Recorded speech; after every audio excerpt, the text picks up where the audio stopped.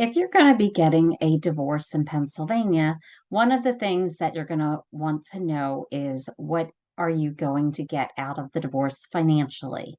And in Pennsylvania, it's an equitable distribution state. And what that means is there's many factors the court considers to determine what is fair in your situation. But the biggest factor in equitable distribution is the income of the parties. So if you are making more money and your spouse is making less or it doesn't even work, you're going to walk away with less than half of everything that accumulated, even though you're the one that created all that wealth for your family. And that's sometimes a hard pill for people to swallow because they feel that they've been working and doing everything and they're going to get less than half, and it's just not fair. But the reason behind that is that the court looks at the fact that it's a marriage, for one, and two, that your spouse has made non-financial contributions that enabled you to work undistracted, even if you don't have children. So because of that, and because it will be a lot more difficult for them to recover after a divorce financially, the court feels that it is fair that they get more than 50%. What does that mean? It usually means it's going to be that they get up to 60%. In some cases, it could be 65. We're not talking 80% or 90% of the assets, but it is slightly more than half. And the more assets you have, it makes a huge financial difference. The less assets you have, that extra 10% isn't going to make a huge impact. The other thing that your spouse would get if you're making more money is alimony if you were married for 3 years or more generally.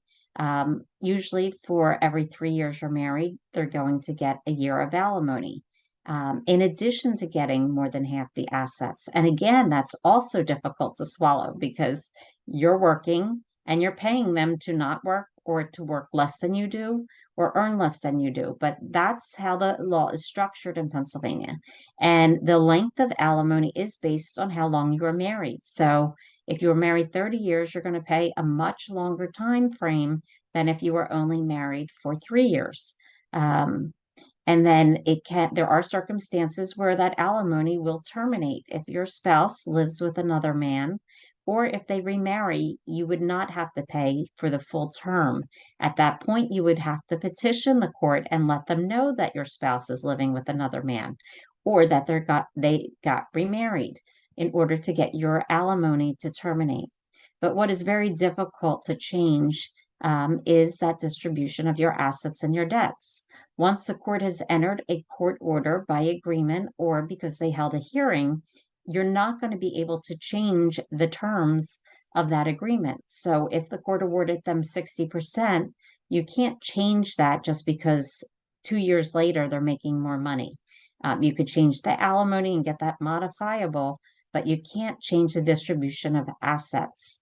And when you're talking about distribution of assets, you're talking about all things accumulated during the marriage, with a few exceptions like inheritance or gifts, but anything accumulated during the marriage from the date you got married till your date of separation. And some assets will get valued at the time of distribution. So, one of the issues that people question is the house. If you're living in the house and there's a mortgage and there are utilities and you're using the house and your spouse has moved out, you're required to make the payments on that house, and you're not going to get credit for those payments because you're using the house and it's considered like a rent would be considered. And so when you go to get divorced, the court's going to use the date of distribution. So you've made all of those payments, and the longer it takes to get divorced, if the equity is only increasing as the mortgage is getting paid down, or values skyrocket on the homes, your spouse is going to benefit from that, even though they haven't contributed to the home, they don't live in the home.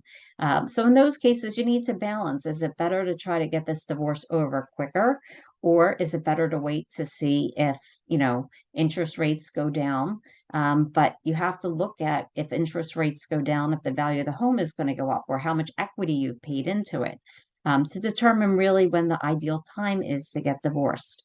But you should always consult an attorney regarding equitable distribution because they can help with creative ways on balancing the assets and trying to help you achieve what you want, whether that's the home or whether you want to keep your pension intact. An attorney can help you find ways that maybe your spouse will agree to or that the court would consider.